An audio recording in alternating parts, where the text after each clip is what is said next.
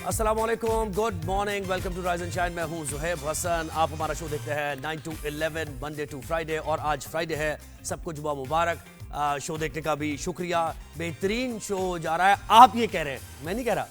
आपका फीडबैक ऐसा आ रहा है कि बेहतरीन शो जा रहा है, तो ये कि बड़ी मेहनत है हमारी टीम की, और मुसलसल हम रिसर्च करते हैं कि कौन कौन से टॉपिक्स लेने हैं अपने शो पे और कौन से छोड़ने हैं। तो ये भी एक बड़ा फैसला होता है, इसके बारे में बड़ी ब्रेनस्टॉर्मिंग होती है हमारी, और हम ये सोच समझ कर फिर फैसला करते हैं कि क्या लेना है, क्या छोड़ना है, फिर क्या आगे के लिए रखना है। तो ये एक सारा एक टीम एफर्ट है, जिसकी वजह से शो हम आप तक पहुंचाने में कामयाब होते हैं। और अभी 1 साल होने भी वाला है, तो उसकी सेलिब्रेशंस भी याद रखिएगा।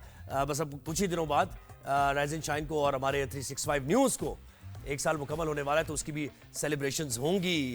एक ख्वाब सा लगता है हमें, ये इतनी मेहनत करने के बाद हम यहाँ तक पहुँच गए। तो खैर, आप सब ठीक ठाक होंगे। आज जल्दी से मैं बता दूँ कंटेंट हमारे पास क्या है। सबसे पहले तो बहुत डिस्ट्रक्शन, बहुत तबाही हो रही है। जो बारिश हो रही है, मानसून बारिशें बहुत ज़्यादा ही कुछ बारिशें होती जा रही हैं। 245 मिलीमीटर बारिश रिकॉर्ड की गई है इस्लामाबाद में और दीगर इलाकों में भी, और उसकी वजह से तबाही भी है तकरीबन। यानी अगर देखा जाए जून में जो बारिशें शुरू हुई थी, उससे अब तक बताया जा रहा है कि 148 पंजाब में लोगों की जानें जा चुकी हैं, और तकरीबन 500 के करीब लोग जख्मी हैं। चाहिए जो लोगों की जानें गई हैं, छतें गिरने के वाक़यात हुए हैं, करंट लगने के वाक़यात हुए हैं, और दीगर हादसात हुए हैं जो कि बारिश के बाद होते हैं पानी जमा होने की वजह से।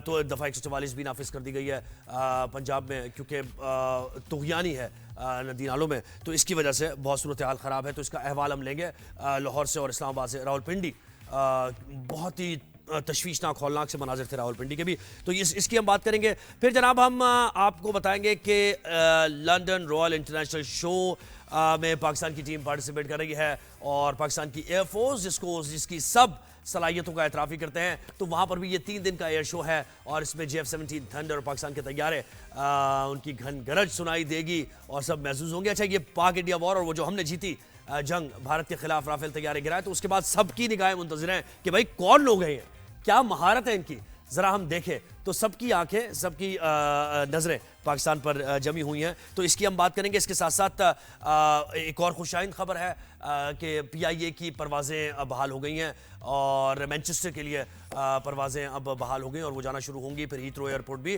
तो इंटरनेशनल फ़्लाइट ऑपरेशन वहाँ बहाल हो जाएगा।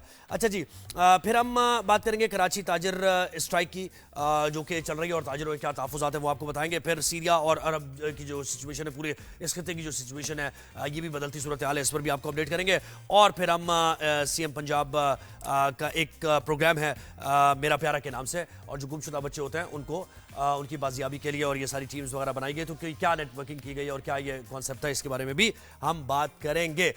तो मुझे बार बार ये कह रहे हैं कि आगे बढ़े जी, आगे बढ़े, वक्त हमारे पास कम है। तो सबसे पहले आपको बताए थे कि बारिशों की वजह से क्या तबाही हुई है और कितनी बारिशें कहाँ पर हुई हैं, और NDMA PDMA में क्या कर रहा है, एक पैकेज हमने तैयार किया है। उसके बाद हमारे कॉरेस्पॉन्डेंट्स फील्ड पर मौजूद होंगे, उनसे बात करेंगे, और DC रावलपिंडी को भी हम कोशिश करेंगे उनको लेने की कि उन्होंने क्या इंतजाम किए। एक पैकेज जरा पहले देखिए।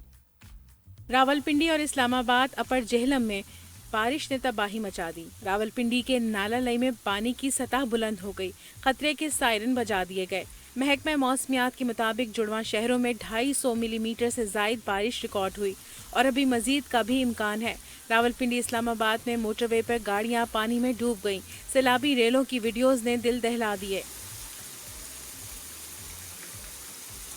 नाला लई में पानी की सतह कटारियां के मुकाम पर 20 फीट और गवाल मंडी पुल पर 19 फीट हो गई। पिंडी में कल रात से अब तक 200 मिलीमीटर बारिश रिकॉर्ड की जा चुकी है। इस्लामाबाद में 186 मिलीमीटर बारिश रिकॉर्ड की गई है। पंजाब के मुख्तलिफ इलाकों में रेन इमरजेंसी के नफाज के बाद फौज से मदद भी तलब कर ली गई है। रावलपिंडी में 1 रोज की छुट्टी का ऐलान कर दिया गया है। चकवाल में क्लाउड बर्स्ट हो गया। 400 मिलीमीटर बारिश ने खौफनाक सूरत हाल पैदा कर दी।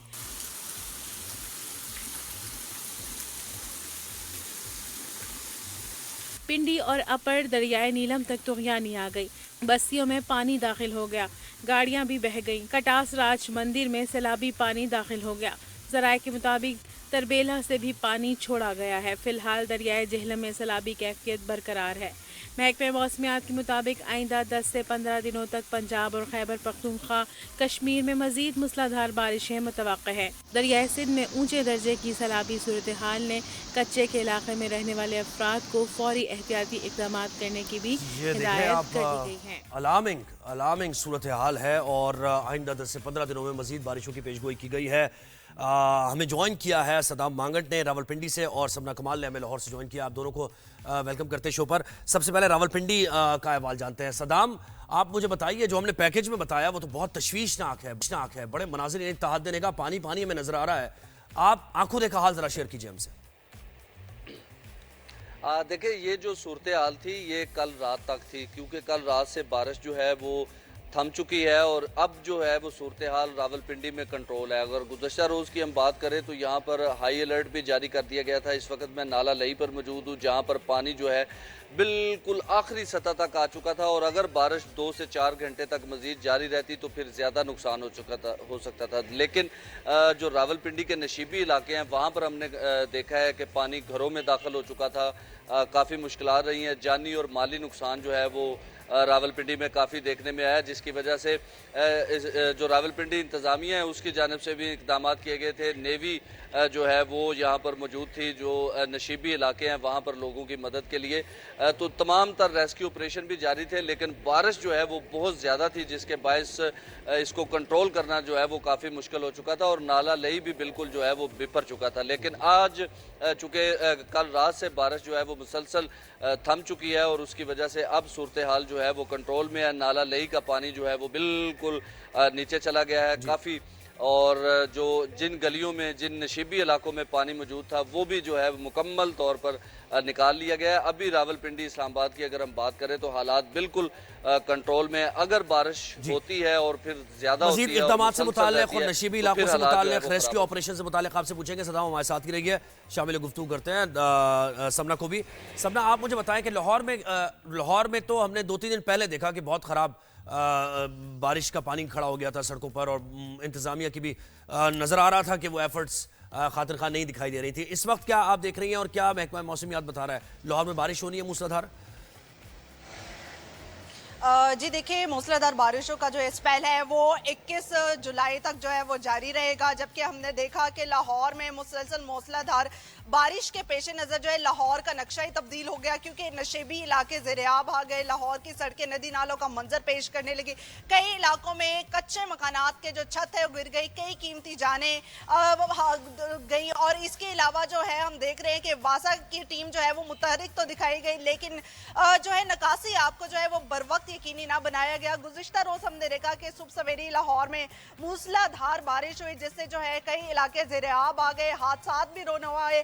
अकबरी मंडी का जो इलाका है वहां पर गुज़िश्ता रोज हमने देखा कि 2 मंजिला इमारत जो है वो गिर गई, जिसके पेश नजर जो है 3 अफराद जान की बाजी हार गए और जिन्हें 12 घंटों के बाद जो है वो रेस्क्यू किया गया। तो हम इस तरह के देखिए हादसा तो रोनुमा हो रहे हैं, लेकिन नकासी आपको जो है वो बर वक्त यकीनी नहीं बनाया जा रहा, क्योंकि रात गए तक लाहौर के मुख्तलिफ इलाकों में जो है पानी खड़ा रहा और शहरी जो है वो परेशान भी रहे। मुतलका इदारों को कॉल्स पे कॉल्स करते रहे कि हमारे इलाकों में जो है वो पानी खड़ा है, नकासी आपको यकीनी बनाया जाए, लेकिन उसके बावजूद भी जो है वो नकासी आपको यकीनी नहीं बनाएगा। अलबत्ता सुबह के वक्त जो है मौसम तब्दील भी हो चुके हैं, लेकिन पानी जो है वो मुख्तलिफ इलाकों से जो है वो निकाला जा चुका है और जो हालात जो है वो इस वक्त कंट्रोल में। लेकिन जो है पीडीएमए की जानिब से बार बार शहरियों को अलर्ट किया जा रहा है कि एक कच्चे मकानात से दूर रहे, खंभों से दूर रहे। लेकिन ये है कि ड्रेनेज और सीवेज का सिस्टम जो है वो एक्सपोज हो गया। आप ये कह रही हैं कि जैसी बारिश होती है पानी खड़ा हो। हमारे साथ ही रही है सदाम, आप बताएं, दफा 144 नाफिज कर दी गई है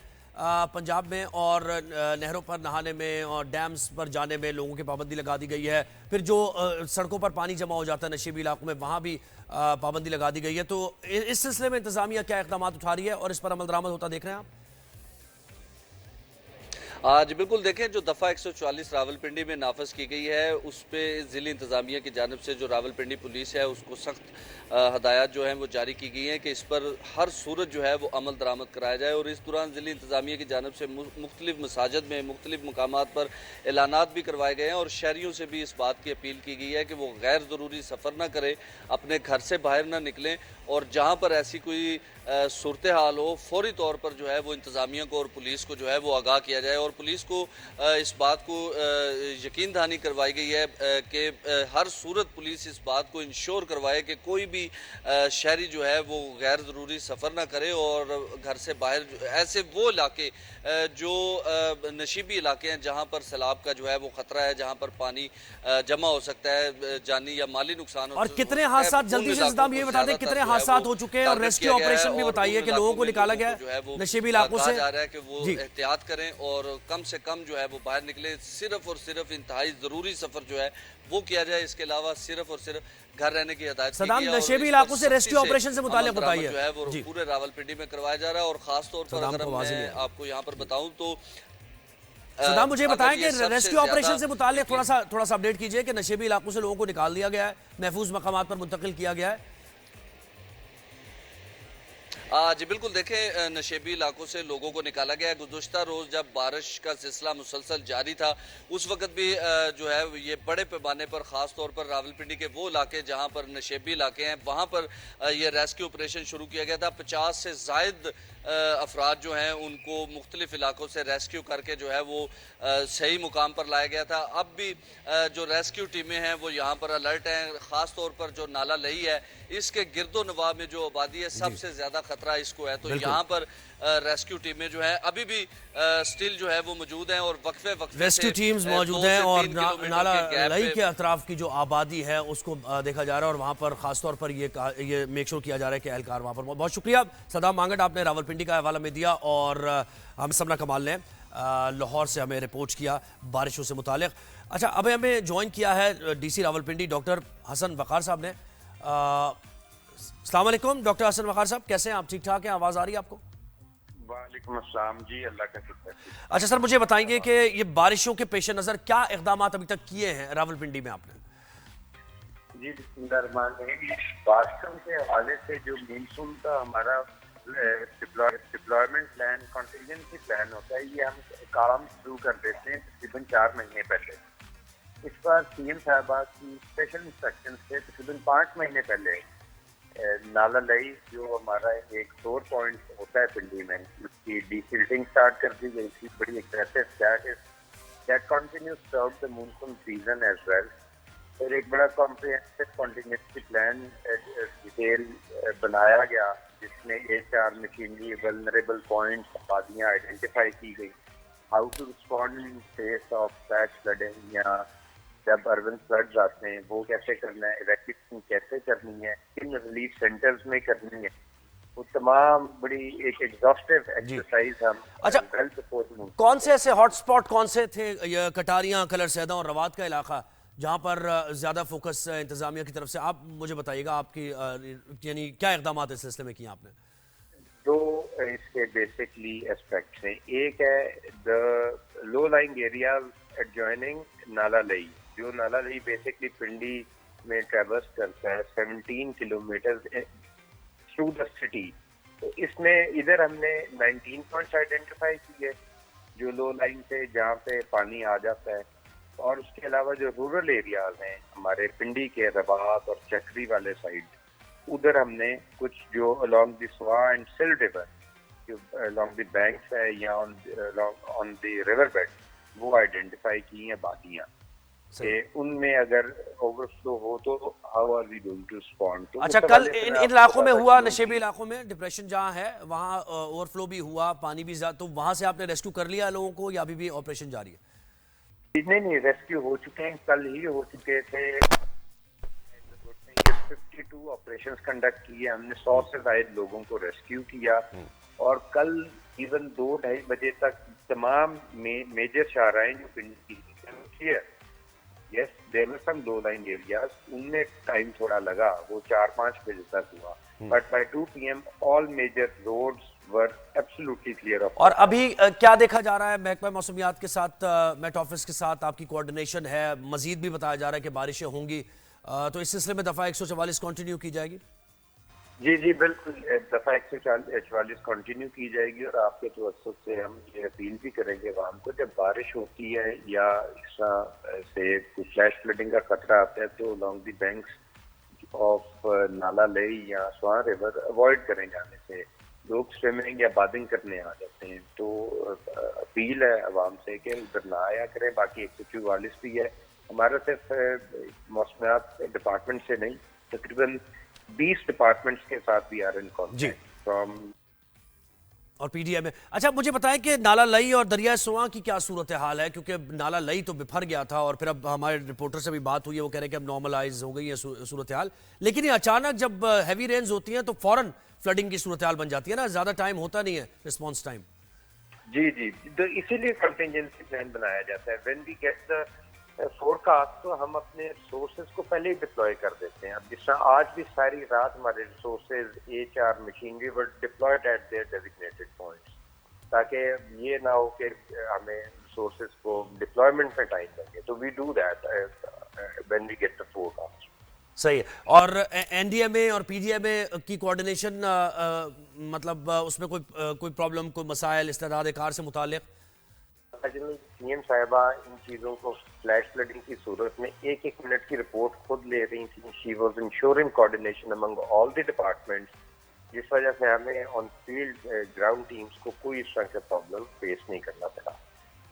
जी। अच्छा, सड़कों की बड़ा नुकसान हुआ, आपने देखा, और पंजाब में भी, लाहौर में भी जब हुआ, रावलपिंडी में भी ये सूरत हाल थी, तो उसको अभी आप रिपेयर वर्क को थोड़ा सा रोकेंगे कि ये स्पेल निकल जाए और उसके बाद मामला हों और हादसात भी ना हो, कोई इस तरह की फेंसेस लगाएंगे या जो कुछ भी इकदाम किए जाएंगे इस सिलसिले में? जी जी बिल्कुल। जिसमें थोड़े मैं गुजारिश करता चलूँ, हमारा ड्रेनेज सिस्टम की हमेशा एक स्पेसिफिक कैपेसिटी होती है, तो whenever it rains more than that तो इनंडेशन होती है। इट इज वर्ल्ड ओवर, आप देख सकते हैं कि डेवलप्ड कंट्रीज में भी होती है। सो द क्वेश्चन इज, क्या जब इनंडेशन होती है तो are we prepared for rescue and relief efforts? Number 1। Number 2, जब पानी आए तो वो रुके ना। Drainage system is operating as per its 100% capacity, तो we ensure that. And our top priority is protection of human life, जानी नुकसान ना हो। उसके बाद we move on to protecting the roads, protecting the houses and so and so infrastructure. बिल्कुल, बहुत शुक्रिया डीसी रावलपिंडी डॉक्टर हसन वक़ार हमारे साथ थे और इंतज़ामिया की तरफ से जो है उसका अहवाल हमें दे रहे थे। इसमें मेन पॉइंट ये है कि अगर आपका ड्रेनेज और सीवेज का सिस्टम सही है और वो चौक नहीं है और आपके नालों की सफाई हो चुकी है बर वक्त, तो फिर पानी नहीं ठहरता है, क्योंकि जब पानी एक जगह रुकता है या फिर डिप्रेशन में जाता है और उसको निकलने का कोई पॉइंट नहीं होता, तो उसके बाद ही ये हादसा होते हैं और सूरत हाल ज़्यादा ख़राब होती है, सड़कें बैठ जाती हैं और गड्ढे वगैरह पड़ जाते हैं। तो ड्रेनेज और सीवेज के सिस्टम को आपने बेहतर बनाना है, इसी तरह आप इन बारिशों से और इसके नुकसान से बच सकते हैं। तो अब हमने एक ब्रेक लेना है यहाँ पर, ब्रेक के बाद हम वापस आएंगे तो मज़ीद भी बहुत कुछ अहम चीज़ें हैं आपको बताने के लिए। नादिया खान भी अगले घंटे में आपको ज्वाइन करेंगी आज, और फिर मंडे से तो होंगी मेरे साथ और वेलकम करेंगी शो पर आपको। तो एक ब्रेक के बाद वापस आते हैं, कहीं जाइएगा नहीं, देखते रहिए राइज एंड शाइन।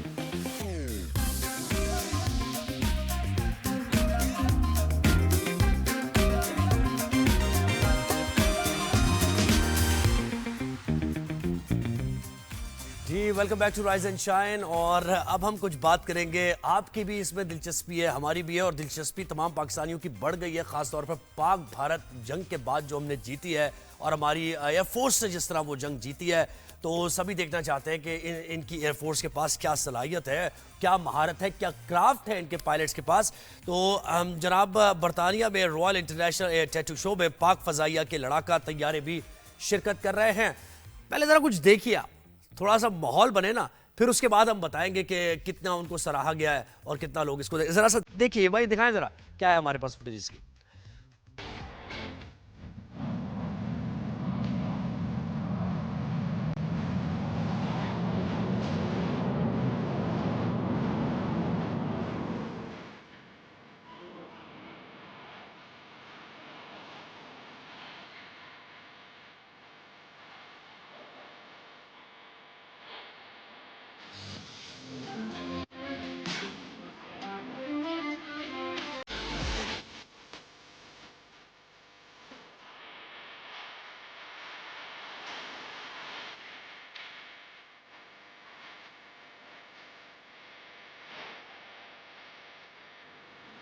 देखिए,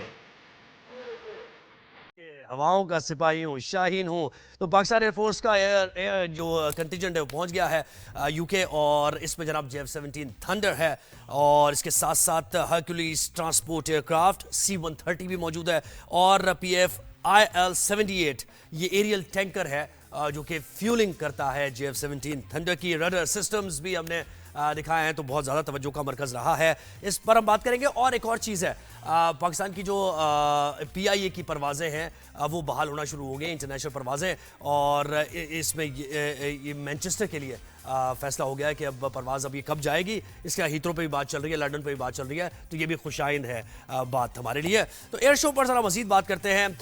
air commodore retired Khalid Chishti साहब ने हमें ज्वाइन किया। खालिद साहब बहुत शुक्रिया, आपने वक्त दिया। Sir good morning.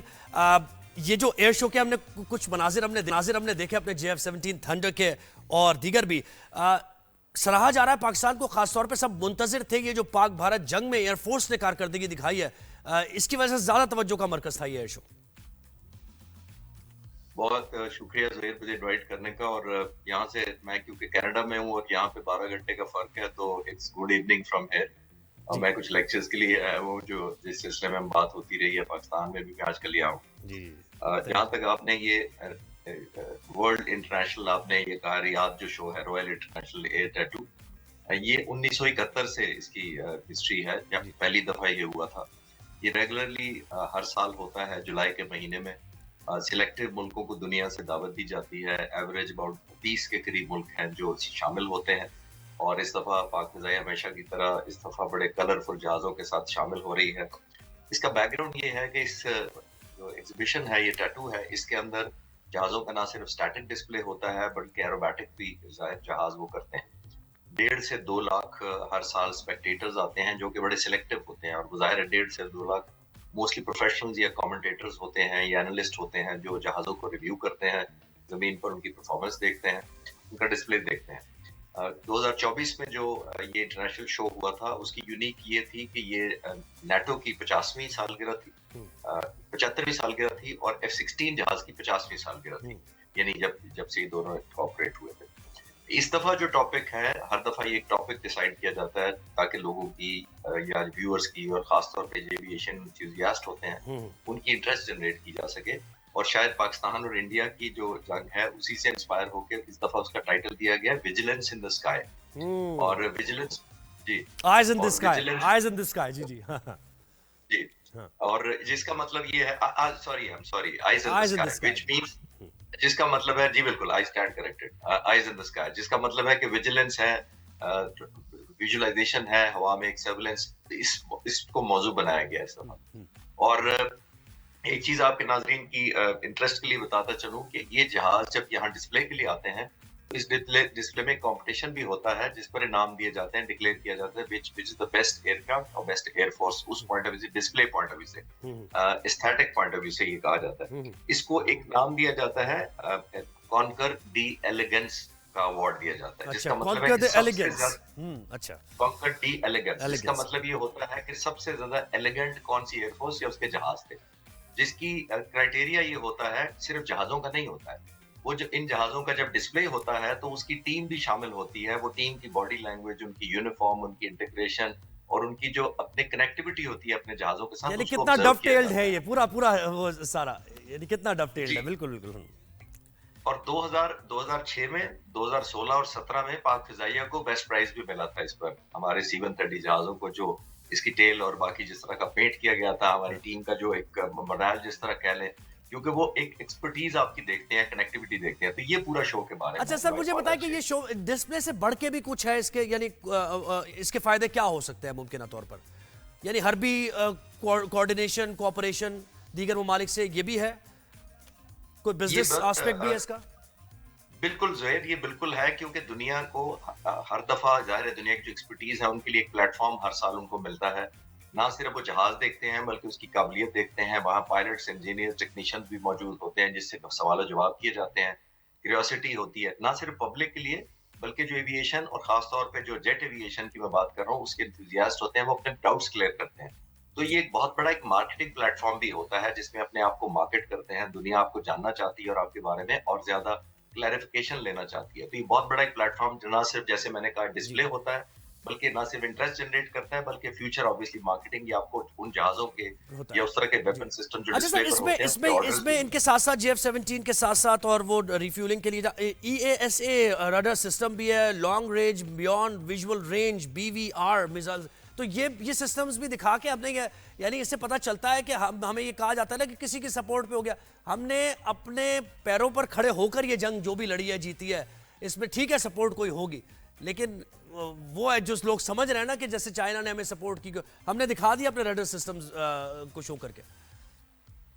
ये जो है देखिए, ये थोड़ा सा प्रोपेगेंडा किया जाता है या क्रेडिट पाक फिजाइया से लेने की एक कोशिश मैं इसको समझता हूँ। वो इसलिए कि देखिए, हमने थ्रू आउट हिंदुस्तान का नहीं कहा कि उन्होंने किन किन मुल्कों की उनको मदद हासिल थी।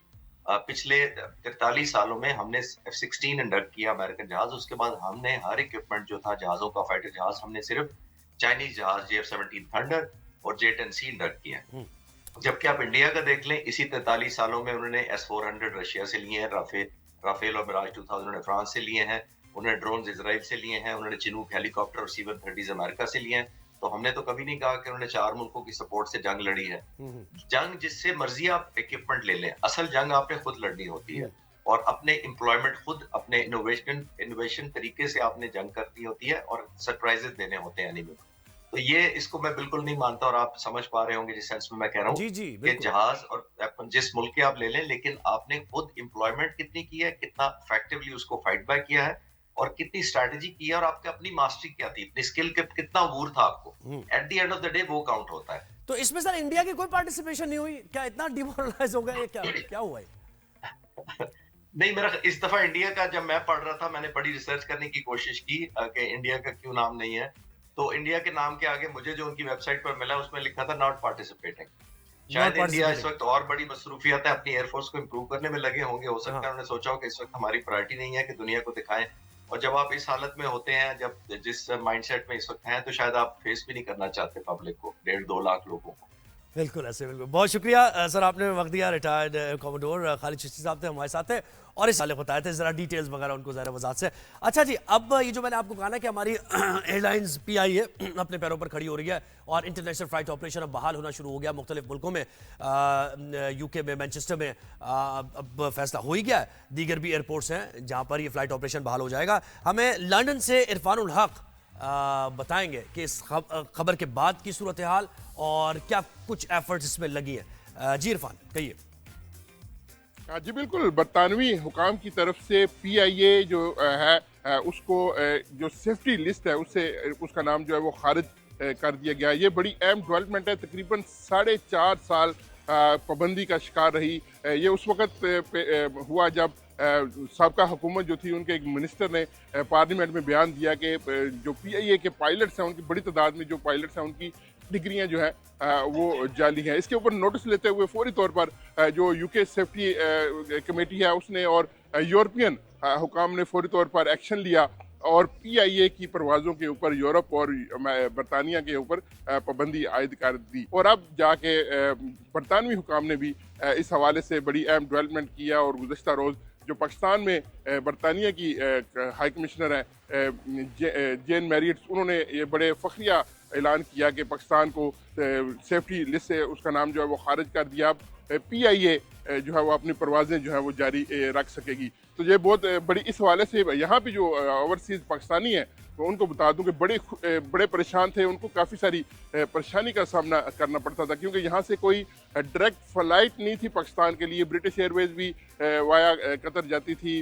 PIA ने इस हवाले से बड़ा अहम ऐलान किया। उन्होंने कहा कि 14 अगस्त को यौम आज़ादी वाले दिन जो है वो पहली फ़्लाइट जो है वो इस्लामाबाद से उड़ान भरेगी मैनचेस्टर के लिए और उसके बाद फिर लंदन और बर्मिंघम जो है वो इसमें शामिल, लंदन और बर्मिंघम भी इसमें शामिल होगा। बहुत शुक्रिया इरफानुल हक, हमें डिटेल्स दे रहे थे इससे मुताल्लिक। और देखें, आप जितना बड़ा पोर्टफोलियो की ख्वाहिश तो सबकी होती है, लेकिन जितना बड़ा पोर्टफोलियो होता है उसके साथ साथ रिस्पॉन्सिबिलिटी भी आती है। तो एक गैर जिम्मेदाराना बयान जो दिया गया 2018 की जो हुकूमत पाकिस्तान तहरीक इंसाफ की आई थी, उनके हवाबाजी के जो वजीर थे, उसकी वजह से कितना डैमेजिंग वो बयान था जिसकी वजह से फ्लाइट ऑपरेशन मअतल हुए हमारे इंटरनेशनली, और उसको उस रिपेयर वर्क करते करते देखें आप 3, 4, 5 साल हमें लग गए। लेकिन एक अच्छी बात है कि अब ये यूरोप में यानी यहाँ बहाल हुआ है, तो फिर अब यूरोप के दीगर ममालिक भी आहिस्ता आहिस्ता फिर दीगर मुल्कों में भी जाएंगे। पाकिस्तानियों को बड़ा इससे रिलीफ मिला है क्योंकि पाकिस्तानियों को फिर अपनी एयरलाइन से ज़ाहिर नहीं जाते हैं, वो कनेक्टिंग फ़्लाइट्स होती हैं, फिर स्टे करना पड़ता है बहुत सी जगहों पर, 2-2, 3-3, 4-4, 5-5 घंटे फ़्लाइट डिले भी हो जाती हैं।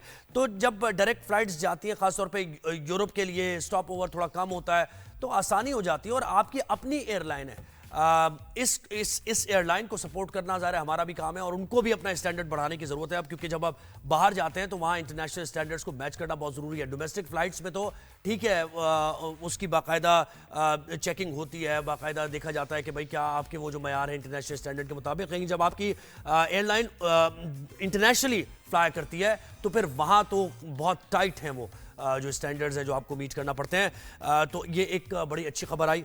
अब ये बताया जा रहा है, इरफान भी हम ये कह रहे थे कि अब मैनचेस्टर की तो ऑन होने ही जा रही है, लेकिन हीथ्रो एयरपोर्ट और लंदन में भी अब बात चल रही है, और बहुत जल्दी ये फ़्लाइट ऑपरेशन भी बहाल होगा। पाकिस्तान PIA के बड़ा टर्मोइल आया है, बहुत अप्स एंड डाउन्स आए हैं। इसको प्राइवेटाइज करने की भी कोशिश की गई, बिड्स भी लगी, लेकिन उसके बाद वो इतनी कम यानी बिड्स थी कि उसमें तो जो PIA का यानी इस तरीके से है जैसे आप किसी स्क्रैप को ख़रीद लें, उस तरह की बिड्स लगी। फिर ये कोशिश किया। अच्छा, प्राइवेटाइजेशन की तो हिकमत अमली हुकूमत की है कि बहुत से इदारे जो इस वक्त लॉस में चल रहे हैं और एक बोझ है एक्सचेकर पर, तो उनको प्राइवेटाइज किया जाए ताकि उनमें गवर्नेंस बेहतर हो, उनकी एडमिनिस्ट्रेशन बेहतर हो, इंतज़ामिया बेहतर हो, और फिर वो प्रॉफिट की तरफ जाएं आहिस्ता आहिस्ता। ये वो इदारे जो हमारे प्रॉफिट में हुआ करते थे, वो दिन थे, हमारे गोल्डन डेज थे, लेकिन आहिस्ता आहिस्ता यहाँ पर बहुत से मामलात की वजह से, एक बड़ी लंबी बहस है, बहुत से मामलात की वजह से इन इदारों का हाल बुरा होता गया, बदहाली का शिकार होते गए और फिर लॉस में जाते गए, एक बोझ सा बनते गए। और अब ये बेहतरी की खबर आई है PIA के हवाले से, जो कि बहुत खुशाइंद है। देखना यह कि इसको, इस सिलसिले को, ये जो ऊपर अब हम फ्लाई करते जा रहे हैं, इस सिलसिले को कैसे कंटिन्यू किया जाता है और कितनी मजीद बेहतरी आती है। तो हमारी दुआ यही है कि हमारे इदारे अपने पैरों पर खड़े हों और पाकिस्तान की मईशत स्टेबल हो। अच्छा, अब ब्रेक हमने लेना है और ब्रेक के बाद हम वापस आएंगे, हेडलाइंस होंगी, हेडलाइंस के बाद वापस आएंगे। तो बहुत मजीद इशूज़ भी हैं, कुछ ताजिर एहतजाज कर रहे हैं, उनको क्या तहफ़्फ़ुज़ात हैं, उनके क्या कंसर्न्स हैं, ये भी हम जानने की कोशिश करेंगे, और भी बहुत कुछ है। राइज एंड शाइन में कहीं जाइएगा नहीं, एक ब्रेक के बाद वापस आए।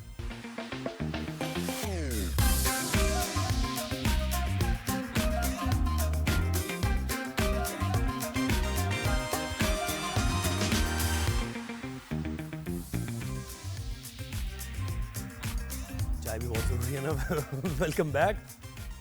अच्छा, अब हम बात करेंगे कराची में ताजिरों के जो एहतजाज है, उनको क्या कंसर्न्स है, क्या तशवीश है, उनको क्या तहफ़्फ़ुज़ात हैं और क्या उनकी बात सुनी जा रही है या नहीं सुनी जा रही। Karachi chamber of commerce and industry के सदर मोहम्मद जावेद ने मुल्कगीर हड़ताल के मौखर या मनसूख होने की अफवाहों को की सख्ती से उन्होंने तरदीद किया है और ये वाज़ेह किया है कि 19 जुलाई को शेड्यूल हड़ताल अपने तयशुदा प्रोग्राम के मुताबिक होगी। KCCI ने कराची की आम चौराहों पर हड़ताल की मुकम्मल कॉल के हवाले से होर्डिंग्स और बिलबोर्ड्स नस्ब कर दिए हैं, जिन पर टैक्स दहिंदगान को हथकड़ियाँ नहीं, इज्जत दो के नारे दर्ज हैं। जावेद बलवाली ने कहा है कि वज़ीर ख़जाना के साथ एक गैर नतीजा खेज़ मुलाकात के बाद हड़ताल के फैसले की तौसीक की गई है, क्योंकि 5 बड़े कारोबार मुखालिफ इक़दामात को वापस लेने के आम मुतालबात को नज़रअंदाज कर दिया गया है। हमें ज्वाइन किया है जावेद कुरैशी साहब ने, जो कि प्रेसिडेंट हैं ऑल पाकिस्तान अंजुमन ताजिरान सिंध के। बहुत शुक्रिया जावेद साहब, आपने हमें वक्त दिया। सर, मुझे बताइएगा कि ये जो आप 5 ये जो इक़दामात की बात कर रहे हैं, कारोबार मुखालिफ इक़दामात, ये कौन से कारोबार मुखालिफ इक़दामात हैं? यहाँ से गुफ्तगू का आगाज़ करते हैं। शुक्रिया ज़ोहैब आपका और आपके चैनल का कि हमारा मौक़िफ़ आपने पेश करने के लिए टाइम दिया। सबसे पहले देखें, हम ताजिर लोग हैं और हम ये चाहते हैं कि जिस मुल्क में भी कारोबार पुरसुकून तरीके से होगा, वहाँ की इकनॉमी डेवलप होगी। लेकिन हमारी बदकिस्मती ये है, मुल्क पाकिस्तान के अंदर ऐसा तबका मौजूद है जो कभी भी ये नहीं चाहता कि मुल्क तरक्की करे, और उसकी मिसाल ऐसी है मुल्क का सबसे ज्यादा रेवेन्यू कराची से हासिल होता है जो 68% है। उसके बावजूद अब हालिया बजट के अंदर इन्होंने जो है अपना जो असेंबली से एक्ट पास करवाया बिल, जिसके अंदर 37A और 37B, और उसके बाद आप ये बताएं कि ताजिर इन हालात में ये 37 से 37B क्या है सर? 37 से 37B क्या है ये? सर, एक 17 ग्रेड के FBR के ऑफिसर को ये इख्तियार है कि वो एक किसी भी ताजिर को वो हथकड़ी लगा सकता है। तो ये इस किस्म के काले कवानीन हमने ना पहले कभी माने ना अब मानेंगे। हमें जिस तरीके से हम अपना कारोबार कर रहे हैं और इस मुल्क के अंदर नहीं, हथकड़ी क्यों सर? हम ये चाह रहे मुतालबात आपके, हथकड़ी क्यों लगा सकता है? कोई रॉन्ग डूइंग है, कोई टैक्स इवेट करेगा वो, या फिर वो टैक्स नेट में टैक्स रिकॉर्ड में नहीं आ रहा, पैरेलल कोई ट्रांजैक्शन चल रही, क्यों लगाएगा हथकड़ी? देखिए जी, वो ये कहते हैं कि आपकी सेल टैक्स के अंदर जो है वो गलत आपने तरीके से की है, हिले बांधे हैं, ये एक रिश्वत का बाजार गर्म कर दिया गया है। मुझे बताएं कि इस मुल्क का ताजिर हथकड़ी लगने के काबिल है? क्या हमें पाकिस्तान से लेकर आज तक ताजिरों ने जो कुर्बानी दी है उसकी मिसाल कोई दूसरा तबका दे सकता है? लेकिन अफसोस होता है इस हुकूमत के जो मुशीर है, जो इम्पोर्टेड वजीर खजाना है, आज तक एक भी मुंतखब मुझे बताए वजीर खजाना पाकिस्तान का कोई लगा? कोई नहीं लगा। ये ऊपर से लाकर मुसल्लत करते हैं और उनके ऊपर इतने बाहरी टैक्स ऑलरेडी हम पर मौजूद है, और यहाँ की सबसे बिजली हमें महंगी है जो मिलती नहीं, गैस है सबसे ज्यादा महंगा है जो हमें मिलता नहीं है। छोटे ताजिरों के ऊपर 15 किस्म के मजीद टैक्स इन्होंने थोपे हुए हैं, और इन हालात के अंदर अब इन्होंने एक शेक जो है 21S के 2 लाख से ऊपर की ट्रांजेक्शन के ऊपर 20% आपकी कटौती हो जाएगी। ये तो सर इसमें बात नहीं चल रही, इसमें तो काफी बात चल रही है और ये कहा जा रहा है कि ये वापस ले ली जाएगी। ये तो शिक इस पर ये मुल्क के पास ये वापस ले ली जाएगी तो आप इसे सस्पेंड करें फिल्म फॉर, क्यों नहीं करते? आपने कमेटी बना दी, 1 महीने में वो रिजल्ट आएगा, तब तक के लोगों के ऊपर ये तलवार लटकी रहेगी। इन हालात में कैसे कारोबार होगा? अब देखें कल जब ये हड़ताल होगी, आपका पाकिस्तान की तमाम बड़ी सनतें बंद होगी, छोटे ताजिरों का शटर डाउन होगा, तो इस मुल्क के साथ क्या खिलवाड़ खेला जा रहा है? क्यों नहीं हुकूमत होश के नाखून लेती? यानी सर ये वजह से ये इसमें बड़ी कंफ्यूजन है। 2 लाख यानी कि अगर आप निकालेंगे, ठीक है, या ट्रांजैक्शन, तो उस पे कितने 20%, यानी 2 लाख पे 40,000? नहीं, आपने किसी भी अकाउंट के अंदर 2 लाख रुपए की ट्रांजैक्शन उसकी जमा कराई, उसकी 40,000 रुपए कटौती हो जाएगी। यार पैसा मेरा, आप ATM के ऊपर आपने टैक्स लगा बढ़ा दिया, आपकी रकम अमानत बैंकों में पड़ी है, आप उसके ऊपर कोई भी जो है उसके ऊपर टैक्स लगा दिया। मैं अपने पैसे लेते हुए भी मुझे टैक्स देना पड़ रहा है, मैं ऑलरेडी 15 किस्म के पहले टैक्स दे रहा हूँ। इन हालात में किस तरीके से ये आपकी इकनॉमी ऊपर जाएगी? अब मुझे बताए कि 5,000 रुपए की जो करेंसी है, आप इसे फिलफोर आप बंद करें, आपसे बैंक से ट्रांजैक्शन होगी। आप कहते हैं कि टैक्स नहीं मिलता, मैं कहता हूँ 1 करोड़ से ऊपर ताजिर है मुल्क के पाकिस्तान के अंदर, ये ड्रामा बंद करें फाइलर और नॉन फाइलर का। जब आप कमर्शियल मीटरों के ऊपर जब आप इनकम टैक्स ले रहे हैं तो वो फाइलर बन गया आपका। आप पता नहीं किस किस्म की ये। अच्छा, और ये मुझे बताइए कि आप इससे तो अग्री करते हैं ना कि ये जो पैरेलल इकोनॉमी चल रही है, इस जी आवाज आ रही है आपको सर? जी मैं ये कह रहा हूं, इससे तो अग्री आप करते हैं ना कि देखें जो पैरेलल इकोनॉमी चल रही है, जो रजिस्टर नहीं है, अनरजिस्टर्ड इकोनॉमी है, तो ये जो डिजिटल इनवॉइसिंग का सिस्टम है ये तो बेहतर है ना सर, ताकि सारी ट्रांजैक्शंस रिकॉर्ड हो। इस पर भी बड़ी मज़ाहमत और इस पर भी हमने देखा है कि रेजिस्टेंस होती है ताजिरों की तरफ से। देखें, आप जो बात कह रहे हैं ये डिजिटल इनवॉइसिंग, इसे हमने पहले भी मुस्तरद किया है। ये डिजिटल इनवॉइसिंग नहीं है, ये ताजिरों के हाथ और पांव बांध कर उन्हें कहा जाता है कि आप कारोबार करें। इस किस्म का कारोबार मुल्क के पाकिस्तान में नहीं चल पाएगा। मैं सवाल हुकूमत से करता हूँ कि जब आप ये फाइलर और नॉन फाइलर का ड्रामा करते हैं, जब आपका एक कमर्शियल मीटर है और वो इनकम टैक्स आपको दे रहा है, तो ऑलरेडी वो आपका फाइलर है। सही है। आप उस इस तरीके से आप घुमा कर टैक्स के ऊपर टैक्स लेते हैं। डबल टैक्सेशन तो आप ये कह रहे हैं कौन से वो मुल्क के सर? अंदर का कानून है? डबल तो टैक्सेशन ये से तो कंज्यूमर भी परेशान है सर, ताजिर क्या कंज्यूमर भी परेशान है डबल टैक्सेशन सिस्टम से? तो सर बिल्कुल बिल्कुल ज़ोएब साहब आप सही कह रहे हैं, कंज्यूमर के ऊपर भी टैक्स की भारी भरमार डाली हुई है। आज आपने इन्होंने जो सैलरी तबके की जो सैलरी बढ़ाई है, उसके बावजूद आप ये देखें आज पेट्रोलियम की प्राइस 1.5 महीने में 21 रुपए से ऊपर जा चुकी है। ये कहाँ का तरीका है? ये हुकूमत पता नहीं क्या चाहती है अवाम से, ताजरों से।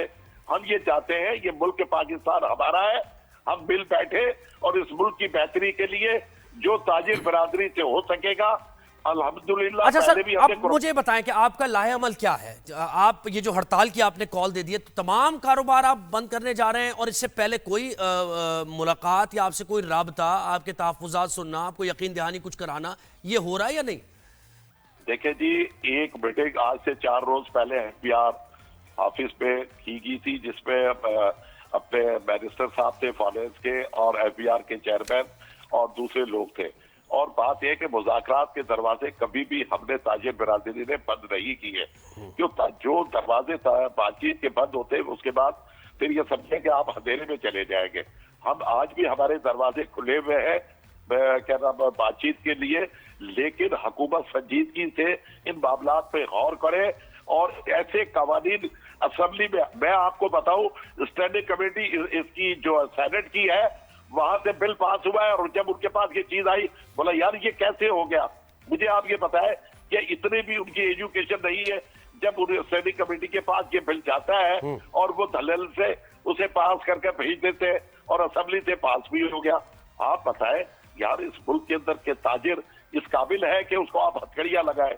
नहीं तो बहुत अफसोस होता है मुझे। देखिए, और इसमें ये भी एक चीज, चले हम इस आपसे मजीद भी बात करेंगे। ग्रोथ तो हम चाह रहे हैं कि हम 4% से ऊपर हो, तो फिर ताजरों को लूप में लिए बगैर और उनको ज़ाहिर कॉन्फिडेंस दिए बगैर ये कैसे होगा? बजा फरमा रहे हैं आप। कोई भी इकदाम हो रिफॉर्म्स के तो उनको कॉन्फिडेंस। बहुत शुक्रिया जावेद कुरैशी साहब, आपने हमें वक्त दिया और ताजरों के जो तहफ़्फ़ुज़ात हैं उससे मुताल्लिक़ बताया। और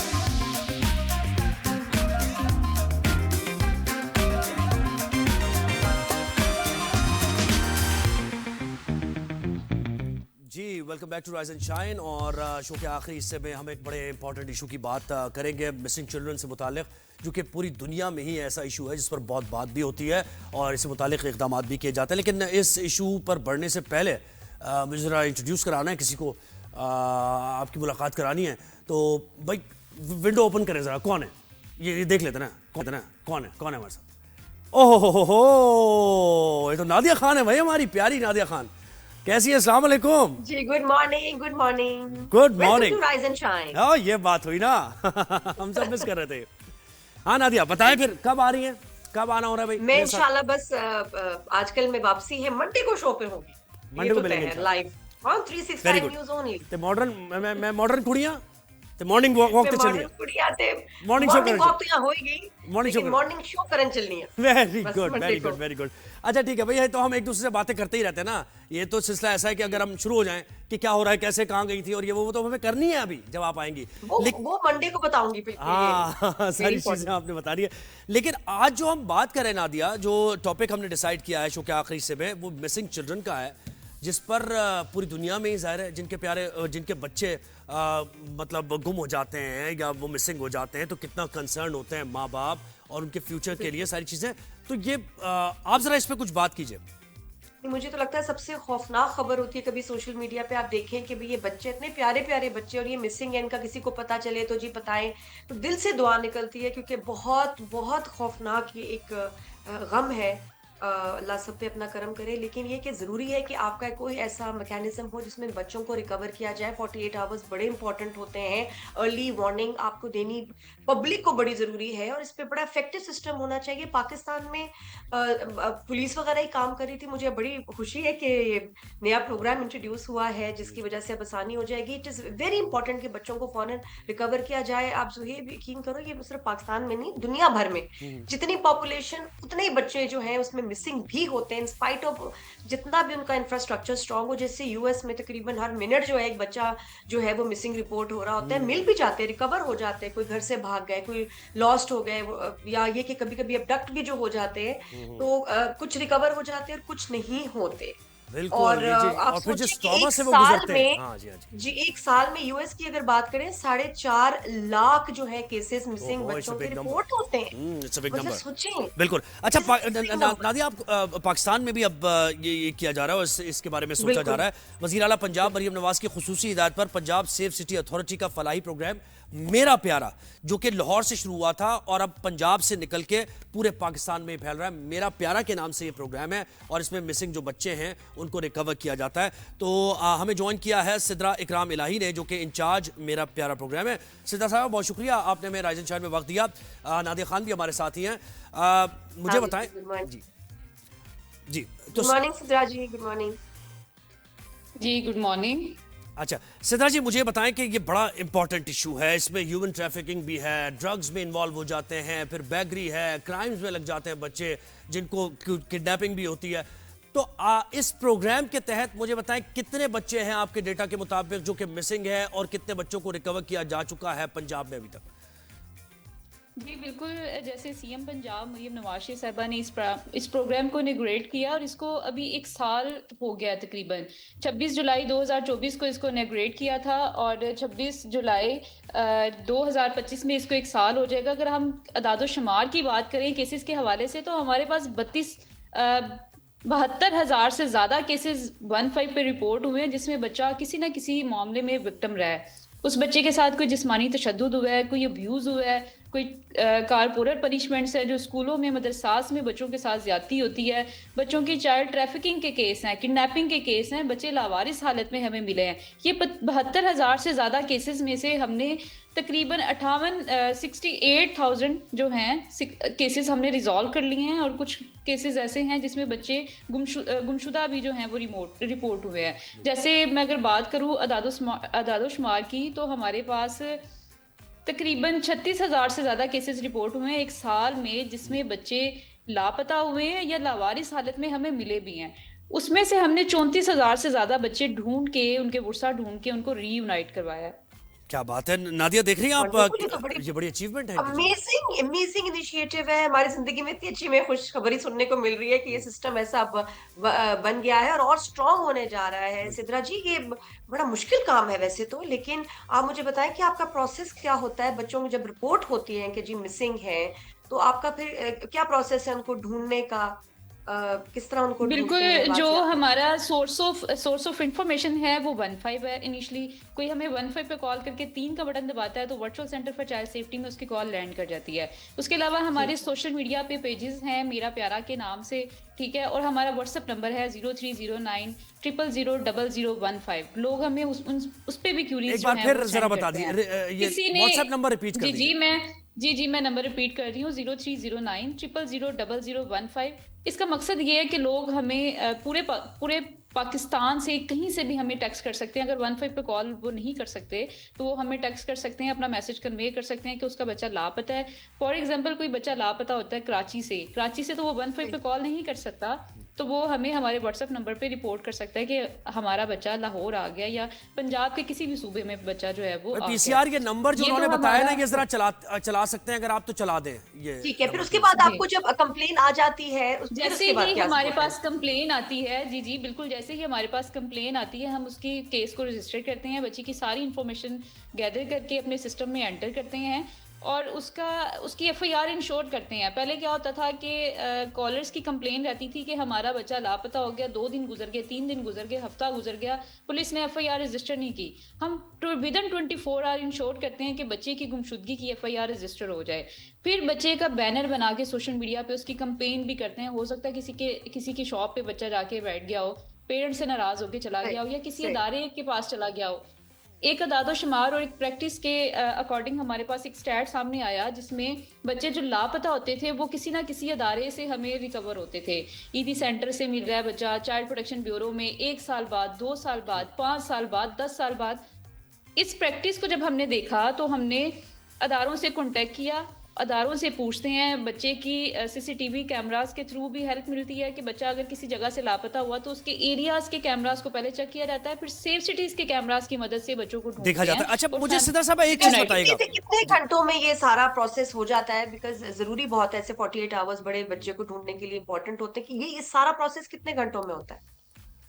जब तक बच्चा मिल नहीं जाता, हमारी जो टीम है, मतलब होता है ना मेरा कि प्यारा अच्छा की कुछ टीम दिनों है, बाद जरा पेपर वर्क हो रहा है तो एक्चुअली फिजिकली देखने में कुछ दिन लग जाएंगे, या फौरन ही सारा सिलसिला बड़ा फास्ट है, फौरन उनको ढूंढना विद इन शुरू हो जाता है? 24 आवर नादिया, अच्छा। हम विद इन 24 आवर एफआईआर को इंश्योर करते हैं कि एफआईआर के बाद उसकी प्रोसीडिंग स्टार्ट कर देते हैं। कैमरास की रिकॉर्डिंग हम यहीं से बैठ के चेक करते हैं कि बच्चे अगर लापता हुए हैं तो वो किस तरफ को गए होंगे, कोई क्लू तो मिला है सिद्रा जी, किसी गाड़ी ज्यादा में बैठ के गए आपको हैं। इसमें किडनैप बच्चे केसेस ये नजर सवाल आए हैं, बिल्कुल। या ये कि जो घर से भाग जाते हैं? पिछले दिनों में एक लाहौर से भी एक बच्चा भागा था, तो उसकी वीडियो मैसेज सुना था। ज्यादा क्या है बिल्कुल, केसेस? जो हमारे पास रेशो है केसेस की, वो रन अवे किड्स हैं, और इनकी जो अगर इनकी एज देखी जाए तो ये 12 से 17 साल की उम्र के बच्चे हैं जो घरों से किसी काम की वजह से, डांट डपट की वजह से घर से भाग जाते हैं, वालिदैन के प्रेशर की वजह से, या उनके कुछ अल्फाज उन्हें कुछ बुरे लग जाते हैं, डांट डपट ज्यादा है, तो बच्चे रन अवे के जो केसेस हैं वो हमारे पास ज्यादा है, और उसमें एज ग्रुप जो है वो 12 से 17 साल है। और कहाँ से, अगर वैसे उमूमन देखा जाए, रिकवर कहाँ से होते हैं बच्चे? रन अवे के जो केसेस हैं वो कहाँ से मिलते हैं, किन इलाकों से मिलते हैं या कहाँ जाते हैं? जो रन अवे के केसेस हैं, पंजाब के दूसरे अजला से बच्चे जो हैं वो लाहौर में आते हैं, इस्लामाबाद में चले जाते हैं, ये काम के सिलसिले में बेसिकली घर से भागते हैं कि हम काम ढूंढने जा रहे हैं। दाता दरबार से हमने अभी एक ऑपरेशन किया था, तो 47 चिल्ड्रंस को हमने रेस्क्यू किया। वो बच्चे जो घरों से भागे हुए थे, हमारी सीसीडी टीम ने उनको रेस्क्यू किया और बच्चों से इंटरव्यू करके उनकी फैमिलीज को ट्रेस करके उनको हैंड ओवर किया फैमिलीज को। सही। और सदा जी, लेकिन अगर बैगर माफिया भी तो है बच्चे ना? वापस जाना ही नहीं चाहते, अगर किसी वजह से डर गए हैं, सहम गए हैं, या ये कि वहां अब्यूज होते हैं, तो फिर आप उनका क्या करते हैं जो जाना ही नहीं चाहते घर बच्चे? जो बच्चे अपने घरों को जाना नहीं चाहते, अभी जैसे मेरा मानना है कि वालिदैन का किरदार बच्चों की ज़िंदगी पे बहुत मौसर किरदार अदा करता है। अब हमारी टीम है, फील्ड टीम, जो इन फलाही अदारों में जैसे चाइल्ड प्रोटेक्शन ब्यूरो है, ईदी सेंटर है, दारुल अमान्स हैं, इनमें विजिट करती है और बच्चों से इंटरव्यूज़ करती है। उस इंटरव्यू का पर्पज़ ये होता है कि बच्चा सारी उम्र किसी यतीमी की ज़िंदगी ना गुजारे इन यतीम खानों में, बल्कि उनसे बातचीत की जाए। अगर बच्चा कोई अपने बारे में इंफॉर्मेशन देता है तो उसकी फैमिली को ट्रेस आउट किया जाए। वहाँ पे ऐसे बच्चे भी मौजूद हैं जो जिनके पेरेंट्स जिंदा हैं लेकिन बच्चे जाना नहीं चाहते। मेरी अभी रिसेंटली इसी वीक में 2 बच्चों से बात हुई जो लाहौर के रिहायशी हैं, अपने वालिद का नाम भी बता रहे थे, बताया कि मेरी वालदा की डेथ होगी और जो मेरी सौतेली माँ है वो उन पे जुल्म और तशद्दुद करती है। बच्चों ने बताया कि दोनों भाई, सगे भाई, वो उस अदारे में हैं और वो कहते हैं कि हम अपनी फैमिली के पास जाना नहीं चाहते, हम यहाँ पे कंफर्टेबल हैं, यहाँ पे हमारी एजुकेशन पे भी काम हो रहा है, हम घर नहीं जाना चाहते। तो ये सारे केसेस है और आपका सक्सेस रेट बहुत ज़बरदस्त है, काबिल तहसीन है। बहुत शुक्रिया सिद्रा इकराम इलाही, हमारे साथ ही इंचार्ज मेरा प्यारा प्रोग्राम, और वो बता रही थी कि प्रोग्राम क्या जी नादिया। तो देखें जी, अगर आई होप सिद्रा जी सुन रही हो बेशक, तो एक मैं इसमें ये चीज देखिए, इन्होंने कहा है कि आप व्हाट्सएप हमें कर सकते हैं, आप हमें कॉल कर सकते हैं, यानी सब कुछ जो है हमें उसके लिए करना पड़ेगा।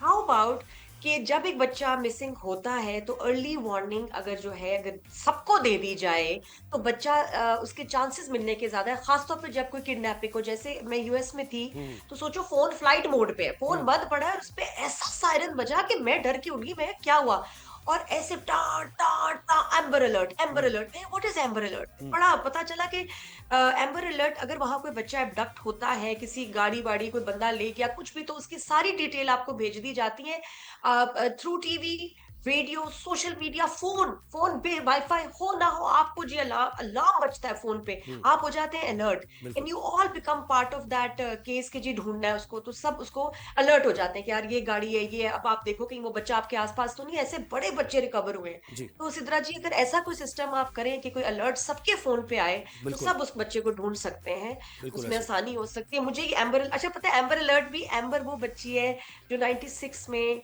she was abducted and killed.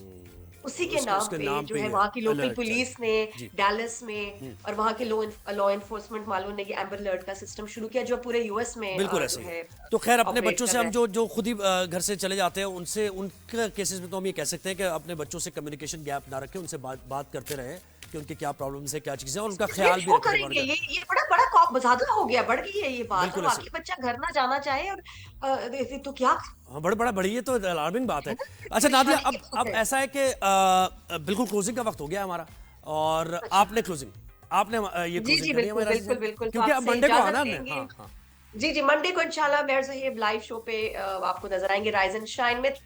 से इंतजार कीजिए, एंजॉय योर वीकेंड। इंशाल्लाह मिलेंगे 365 न्यूज पे ऑन मंडे।